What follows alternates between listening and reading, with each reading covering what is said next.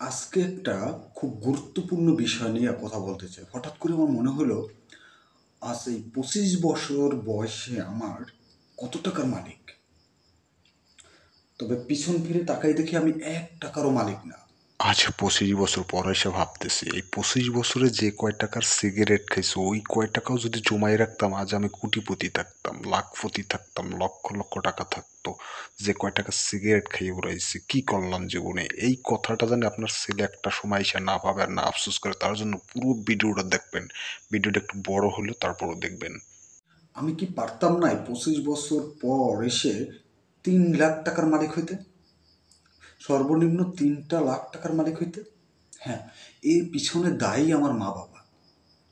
আর আজকের ভিডিওটা তাদেরই জন্য যারা বিয়ে করেননি এখনো, বা বিয়ে করবেন, বা বিয়ে কেবল করছেন, সন্তান নেননি, তাদের জন্য খুবই গুরুত্বপূর্ণ।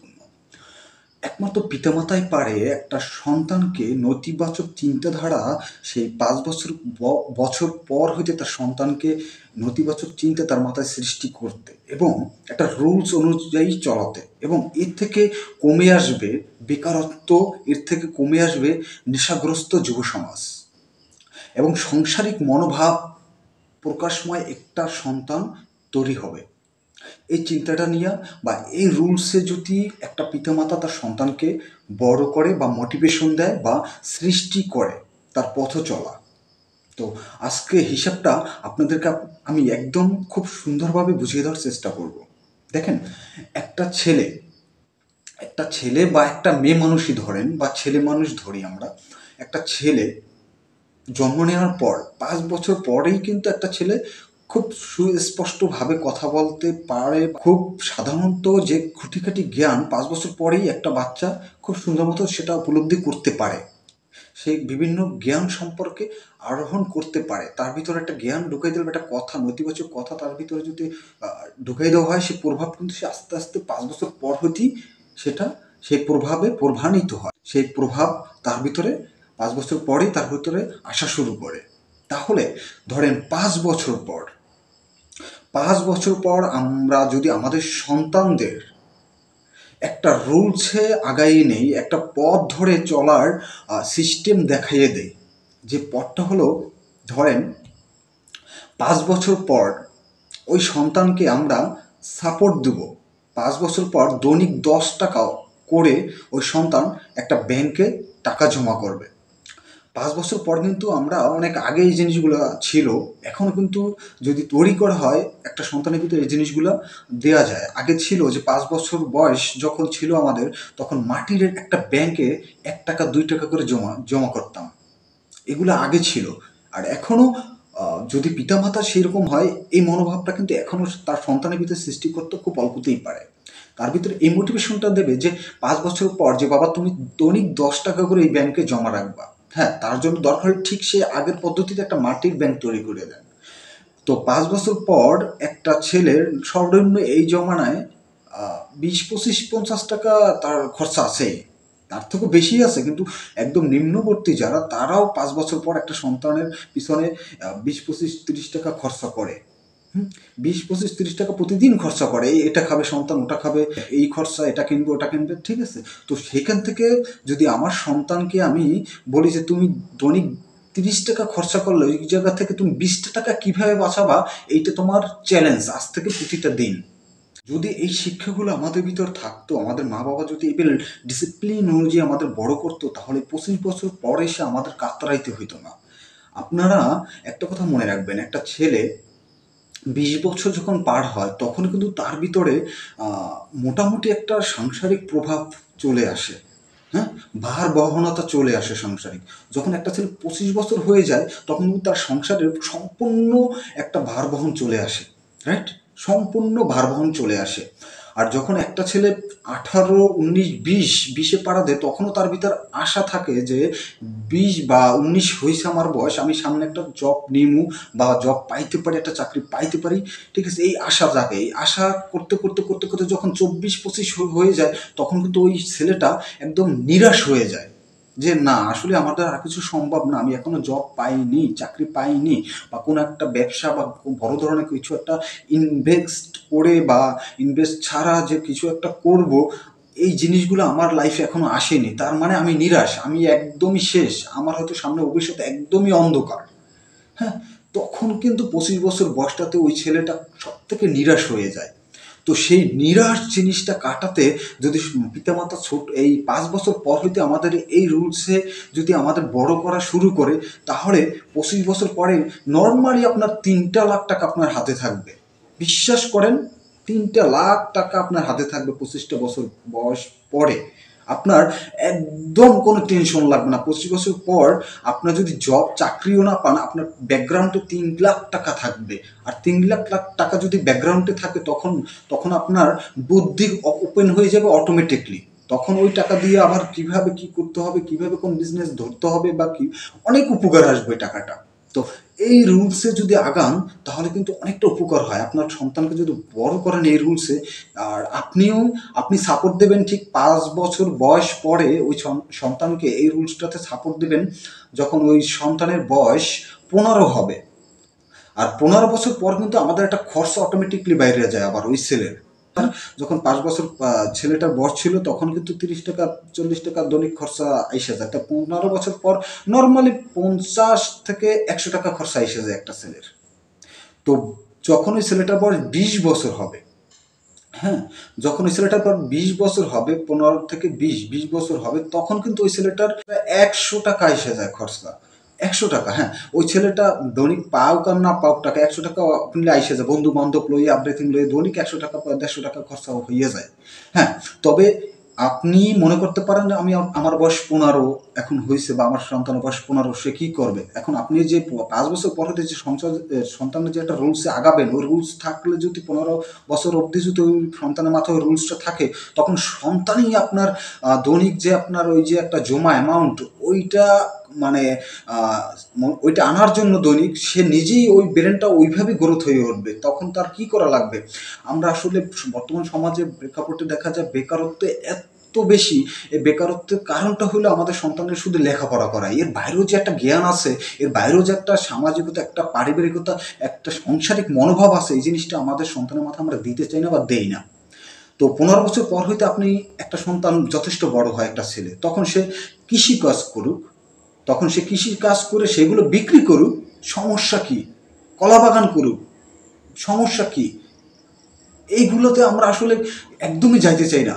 কলা বাগান করুক, কৃষিকাজ করুক, হ্যাঁ, বিভিন্ন ধরনের ফল গাছ লাগাক, ওগুলো বিক্রি করে দৈনিক 200-100 টাকা ইনকাম করা কোনো ব্যাপার না। তো এই মেন্টালিটিটা নিয়ে যদি আপনি আগাতে পারেন, তো কিভাবে আগাবেন? আপনার যখন ছেলের বয়স 5 হবে, তারপরে তার মাথায় এই বুদ্ধিটা দেন যে দৈনিক তুমি 10 টাকা করে রাখবা। কিভাবে রাখবা আমি জানি না, তুমি দরকার হলে 30 টাকা তোমার দৈনিক খরচা, তুমি কম খাই হলে 10 টাকা করে জমা রাখবা। হ্যাঁ, 10 টাকা গেল। তার বয়স 15 যখন হবে, তখন তাকে বলবেন তুমি এখন নিজে একটা করার কিছু করো সাংসারিকভাবে, যে কোনো একটা কিছু চাষ করো, যে কোনো একটা সবজি চাষ করো, একটা কলা বাগান করো, একটা ফলের বাগান করো, অল্প দেখে করো, দৈনিক যাতে তোমার 100 টাকা ইনকাম থাকেই থাকে। এই চিন্তাটা তার মাথা তখন অটোমেটিকলি এমনি এসে যাবে। যখন 5 বছর পর হইতে সে 10 টাকা করে জমান শুরু করবে, তখন তার মাথায় এই চিন্তাটা এমনি এসে যাবে।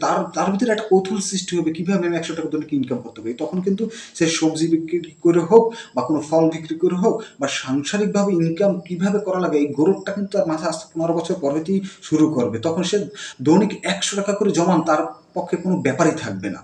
তো এইভাবে আমরা 3 লাখ টাকার মালিক কীভাবে হবো, সেই হিসেবটা আমি আপনাদেরকে এখনই দিতেছি স্ক্রিনে। আমরা এসে পড়লাম ক্যালকুলেটার। ওকে, তো আমরা এখন হিসেব করতেছি। ধরেন আপনার সন্তানের বয়স 5 বছর, এখন সামনের 5 বছর অবধি আপনি প্রতিদিন 10 টাকা করে তার জমা রাখতে বলবেন। হ্যাঁ, তো প্রতিদিন 10 টাকা করে জমা রাখলে 10 গুণ প্রতিদিন 30 দিনে, মানে সাধারণত ধরে নিলাম যে 30 দিনে 1 মাস, তাহলে 30 সমান সমান 300, মানে 10 টাকা করে জমা রাখলে 30 দিন মানে 1 মাসে 300, তাহলে 300 গুণ এখানে হবে 12 মাস, মানে 1 বছর। তাহলে 300 গুণ 12, মানে 12 মাসে 1 বছর, মানে 1 বছরে 3600। হ্যাঁ, তো 1 বছরে 3600, তো আমি 5 বছর 10 টাকা করে রাখবে। হ্যাঁ, তাহলে 36 গুণ 5, মানে 5 বছরে 18,000 টাকা। তো ছেলের মোট বয়স 10 বছর 18,000 টাকা জমা হবে। 5 বছর তো আগে থেকেই ছেলের থাকবে, 5 বছর পর হইতে জমা শুরু করবেন, আর বাকি 5 বছর, এই 5 বছরে 18,000 টাকা জমবে ছেলের মোট বয়স 10 বছর যখন থাকবে আর কি। এবার বুঝছেন? তো যাই হোক, তো এদিকে এই 5 বছরে 18,000 টাকা মনে রাখেন। হ্যাঁ, 18,000 টাকা। তো তারপরের 5 বছর আপনি বলবেন যে এবার তুমি 20 টাকা করে দৈনিক রাখো। হ্যাঁ, তাহলে 20 গুণ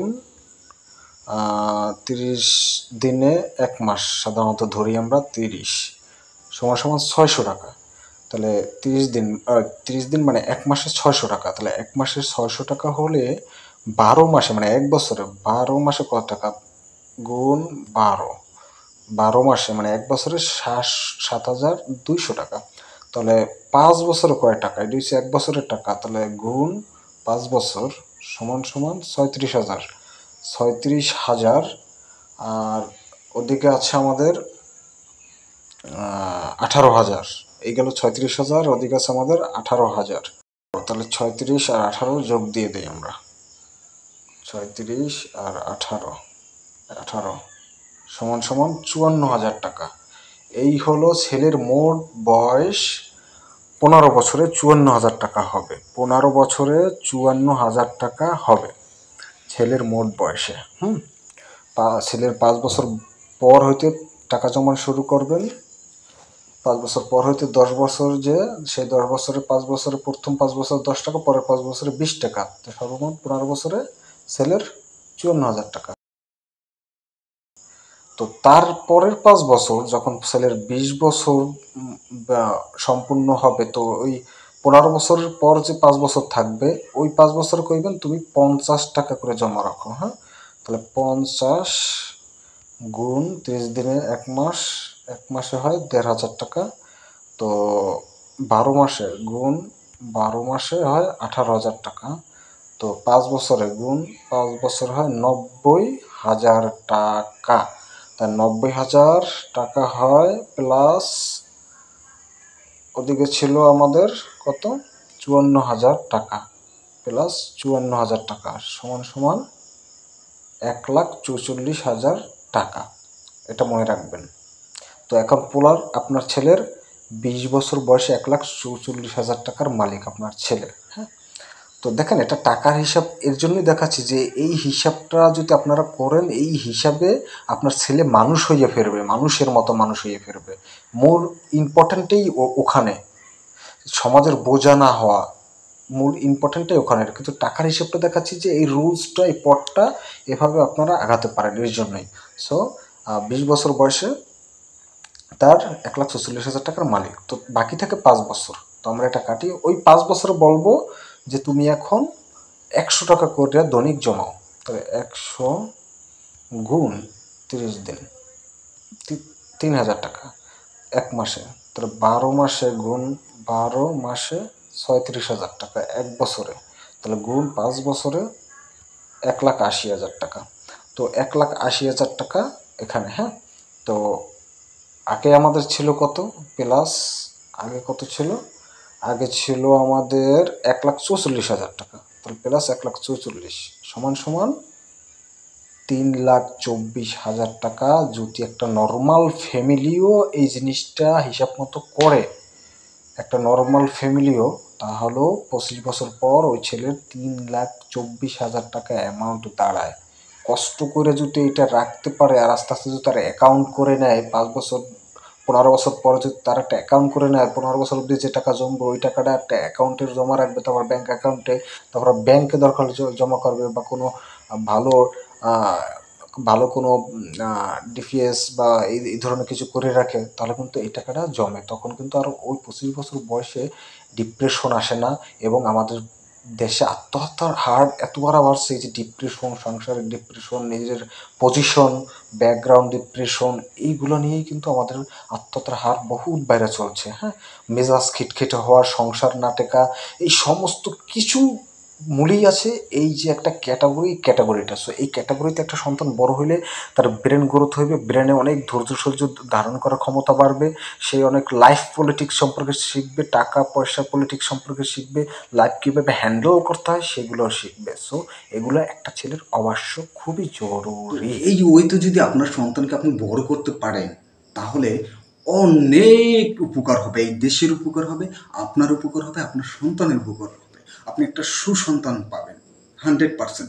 যে কোনো একটা সন্তান, যে কোনো একটা মানুষকে যদি আপনি কোনো একটা দিক ব্যস্ত রাখতে পারেন তাহলে 10টা খারাপ সাইড থেকে কিন্তু ওই মানুষটা বাইসে যাবে, আপনার সন্তান বাইসে যাবে। তো ব্যস্ত রাখবো এমন একটা জিনিস নিয়ে, তার 5 বছর বয়স পরই আমরা যদি এই পরিকল্পনাটায় ধাপে 5 বছর পর আগাইয়ে যাই তাহলে তার একটা বড় অ্যামাউন্ট অর্থ চাহিদাও পূরণ হবে, তার মানসিক ব্রেনটাও প্রকাশিত পাবে, তার তার ব্রেন গ্রোথ হবে, তার মানসিক চিন্তাভাবনা, দৈনিক চেতনা, তার মনসত্ত্ববোধ সব কিছু মিলেয়া সে একটা ফুল প্যাকেজ সন্তান হবে আপনার, সুশিক্ষিত ধারা। সে কিভাবে ধাপের উপর ধাপ কিভাবে বড় হতে হয়, মানুষকে সম্মান শ্রদ্ধা, এই সব কিছু কিন্তু সন্তানের ভিতরে থাকবে, পাবেন। তো এভাবে যদি আপনি আপনার সন্তানকে বড় করতে পারেন, 5 বছর পর থেকে আপনি যদি এই মিশনটা 5 বছর পর পর চেঞ্জ করতে করতে যদি 20-25 বছর পর যদি আপনার সন্তানকে এভাবে বড় করতে পারেন, আপনার সন্তান সর্বসাইড থেকে বেঁচে যাবে। দেশে খুব এখন নেশাগ্রস্ত সন্তান ছেলেপেলে দেখা যাচ্ছে, সেই দিক থেকে আপনার সে সন্তান বেঁচে যাবে। আপনার বর্তমান সমাজে বিবেকহীন লোকের খুবই বেশি দেখা যাচ্ছে, বিবেকময় হয়ে উঠবে আপনার সন্তান, পিতামাতার অনুগত্য হবে, ভালো একটা সুপুরুষ হবে, ভালো একটা সুসন্তান হবে আশা করা যায়। তো আমার এই হিসেবটা যদি আপনি মিলিয়ে নিতে পারেন ইনশাল্লাহ, আমি জানি না আমি কতটুকু বোঝাতে পারছি, ইনশাল্লাহ আপনি যদি মিলিয়ে নিতে পারেন আর এই গাইডলাইনের উপর যদি 5 বছর পর পর ধাপে যদি আপনার সন্তানকে বড় করতে পারেন, একটা গাইডলাইনে আপনি আপনার ফুল প্যাকেজ পাইতে আছেন আপনার সন্তানকে, সন্তানের ভিতরে বড় হওয়ার ফুল প্যাকেজ। আশা করি ভালো লাগবে ভিডিওটা। আল্লাহ হাফেজ।